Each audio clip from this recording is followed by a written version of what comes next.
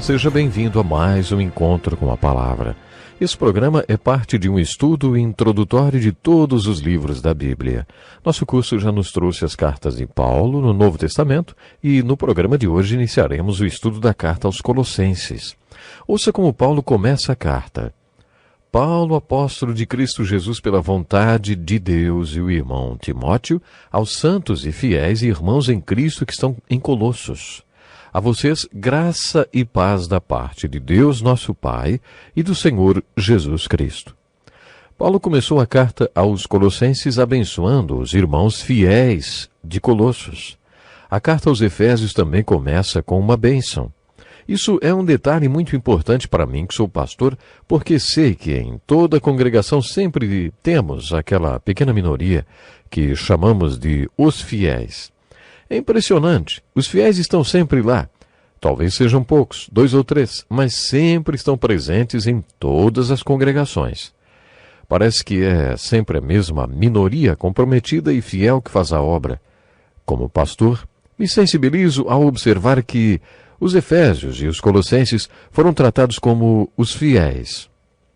A cidade de Colossos localiza-se a 160 quilômetros de Éfeso e cerca de 18 quilômetros de Laodiceia, que, na minha opinião, é um dos lugares mais bonitos de todo o mundo. Vocês estão lembrados que falamos que a igreja de Éfeso provavelmente foi a igreja mãe de todas as igrejas mencionadas nos capítulos 2 e 3 do livro de Apocalipse? Esse livro possui cartas para as igrejas, e a primeira é para a igreja em Éfeso, e depois para Esmirna, Pérgamo, Sardes, Tiatira, Filadélfia e Laodiceia. Estudiosos acreditam que todas essas igrejas surgiram da igreja de Éfeso, e que foram resultado do seminário que Paulo conduziu naquela cidade. Durante 2 anos, Paulo ensinou 6 horas por dia na escola de Tirano. De acordo com estudiosos, essas igrejas foram fruto do seu ministério de ensino. É possível que a igreja de Colossos tenha sido parte do grupo de igrejas satélites que cresceu da igreja de Éfeso. Paulo escreveu para a igreja em Colossos, mas podemos perceber pelo seu conteúdo que ele nunca tinha estado lá. Mas ele conhecia algumas pessoas dessa igreja. Paulo morou um tempo em Éfeso, uma cidade de grande circulação de pessoas. Na época de Paulo, Éfeso era uma cidade portuária. Hoje, devido à erosão e a outras causas, essa cidade fica a cerca de 50 quilômetros da costa. Mas nos dias de Paulo, era uma cidade costeira, por onde passavam muitas pessoas. Por isso, Paulo conheceu pessoas de Colossos e Roma que passaram por Éfeso enquanto ele morava lá. Ele conheceu Filemão, por exemplo. Quando estudarmos a carta de Filemão, veremos que Filemão era de Colossos e parte da igreja de Colossos se reunia na casa de Filemão. Paulo conhecia Filemão e seu escravo fugitivo Onésimo.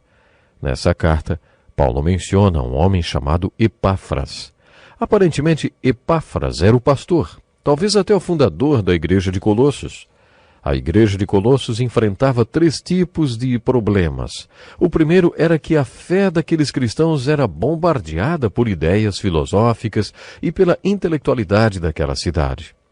Infelizmente, parece que esse ataque à fé cristã acontece em todas as gerações e não restringiu-se àquela época e àquele lugar. Não há dúvidas de que esse ataque está ocorrendo também nos dias de hoje. Paulo escreveu nessa carta: tenham cuidado para que ninguém os escravize a filosofias vãs e enganosas. O ataque filosófico sobre a fé dos discípulos da igreja de Colossos era muito forte. Havia também o legalismo. O legalismo era um problema que parecia perseguir Paulo onde quer que ele fosse. O legalismo foi o grande problema nas igrejas da Galácia. Também havia judeus legalistas em Colossos que estavam tentando impor seu legalismo judaico para os colossenses. Além disso, havia pessoas na igreja de Colossos que estavam envolvidas com fenômenos sobrenaturais. Todo mundo se interessa pelo sobrenatural. Não é difícil reunir uma multidão se houver algo sobrenatural para mostrar. As pessoas acreditavam que qualquer fenômeno sobrenatural vinha de Deus e que tudo que era espiritual vinha do Espírito Santo. Para eles, os parapsicólogos, aqueles que se comunicam com os mortos e qualquer outra demonstração sobrenatural e espiritual, exerciam a obra de Deus e do Espírito Santo. Havia pessoas assim na igreja de Colossos que tinham visões, adoravam a anjos e a outros fenômenos místicos que ainda estão presentes em algumas igrejas. Aparentemente, esses 3 problemas eram demais para Epáfras, provavelmente mais jovem que Paulo. Talvez ele tivesse sido um dos alunos de Paulo graduados no seminário de Tirano. É muito comum, quando os pastores enfrentam problemas nos primeiros anos de seus ministérios, pedirem conselhos para seus velhos professores. Quando Epáfras se deparou com esses problemas, ele procurou por Paulo em Roma. O livro de Colossenses foi mais uma das epístolas escritas em Roma. As cartas aos Efésios, Filipenses, Colossenses e Filemão são todas cartas escritas durante a primeira prisão de Paulo em Roma. Epáfras foi para Roma, encontrou-se com Paulo e pediu conselhos sobre esses problemas que ele estava enfrentando na igreja de Colossos. Pode ser que essa visita tenha originado a carta de Paulo aos Colossenses. O livro de Efésios foi a obra-prima de Paulo sobre a igreja, e o livro de Colossenses é a obra-prima de Paulo sobre o Cristo da igreja. Parte do ataque que a igreja de Colossos estava sofrendo relacionava-se à deidade e à pessoa de Jesus Cristo. Pessoas estavam impondo um ponto de vista filosófico aos colossenses que influenciava a opinião que tinham de Cristo. Essa filosofia, a grosso modo, dizia que uma criatura tinha gerado outra criatura, que gerou outra criatura, que gerou outra, até que finalmente uma criatura gerou o universo. Em algum ponto dessa filosofia, eles inseriam Jesus Cristo e faziam dele um pouco abaixo daquilo que nosso credo afirma que ele foi, totalmente homem e totalmente Deus. Essa filosofia atacava a deidade de Cristo, o fato de que Jesus era o Emanuel, o Deus conosco, e que nós consideramos Jesus o Emanuel, o Deus conosco. Mas ainda hoje nós sofremos esses ataques. Há milhões de pessoas que se declaram cristãs, mas não creem na deidade de Jesus Cristo. As Escrituras são claras quanto à deidade de Jesus Cristo, de que ele era Deus em carne. E a carta de Paulo aos Colossenses é a passagem da Bíblia que ensina essa verdade de maneira mais explícita. Foi nessas circunstâncias que o Espírito Santo, através da vida e do ministério de Paulo, produziu essa obra-prima. Se não fossem todos os problemas da igreja de Coríntios, hoje nós não teríamos acesso a essa carta que Paulo escreveu, uma obra-prima teológico-pastoral. Por causa do legalismo dos Gálatas, vamos dizer o seguinte: então Paulo nos deixou uma obra-prima contra o legalismo. Se não há problema, não há profeta. Essa era a regra.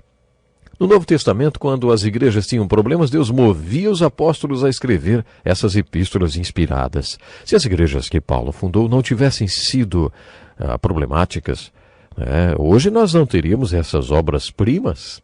A pessoa de Jesus Cristo estava sendo atacada em Colossos e foi por isso que Paulo, inspirado por Deus, deixou para nós essa obra-prima sobre a pessoa de Jesus Cristo. A supremacia de Cristo é o tema da carta aos Colossenses. Nessa carta, além da ênfase que é dada à deidade de Jesus Cristo, de que Jesus é Deus, Paulo também enfatiza ideias como essa. Se você tem Jesus Cristo, então você tem tudo. Se você perder Jesus Cristo, você perde tudo. Paulo também enfatiza nesta carta a plena suficiência de Cristo. Cristo é suficiente. Ele é tudo o que você precisa. Por último, Paulo também enfatiza a supremacia de Jesus Cristo. Novamente nos deparamos com duas palavras que peneiram a mensagem da Bíblia até sua essência. Primeiro, Deus. Jesus se declara Deus. Ele faz isso quando exige a fidelidade e a lealdade devidas a Deus. As Escrituras dizem primeiro Deus. Jesus disse que ele tinha de estar em primeiro lugar. Em Lucas 14, Jesus lançou um grande desafio para aqueles que queriam ser seus discípulos. Se alguém vem a mim e ama seu pai, sua mãe, sua mulher, seus filhos, seus irmãos e irmãs e até sua própria vida mais do que a mim, não pode ser meu discípulo. E aquele que não carrega sua cruz e não me segue não pode ser meu discípulo.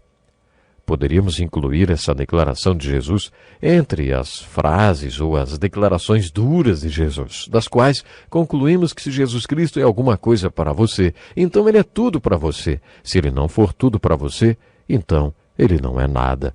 Paulo fala sobre isso no primeiro capítulo dessa carta. Ele também fala que em todas as coisas ele deve ter a supremacia. Jesus Cristo é tudo o que você precisa. Jesus Cristo é autossuficiente. Jesus Cristo é a plenitude de Deus. Jesus Cristo é a expressão completa de Deus. Jesus Cristo é Deus e ele deve ser o Senhor e ter a excelência na sua vida. Se Jesus Cristo for alguma coisa para você, então ele é tudo para você. Essa é a ênfase e o tema dessa carta. Hoje em nossas igrejas temos problemas semelhantes aos problemas da igreja de Colossos e por isso essa carta é tão importante. Lembre-se do que falamos quando estudamos os profetas. Se não tinha problema, não tinha profeta. Bastava aparecer um problema e Deus levantava um profeta para tratar do problema que estava impedindo a obra de Deus. Depois que o problema era eliminado, a obra de Deus podia continuar.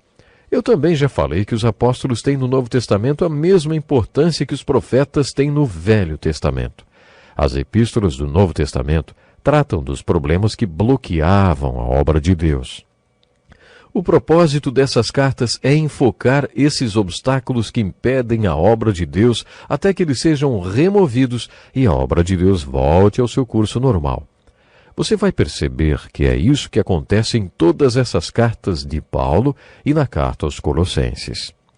Temos em nossas igrejas pessoas legalistas que tentam colocar sobre os crentes correntes legalistas que são contrárias aos ensinamentos de que somos salvos pela graça através da fé e não por obras.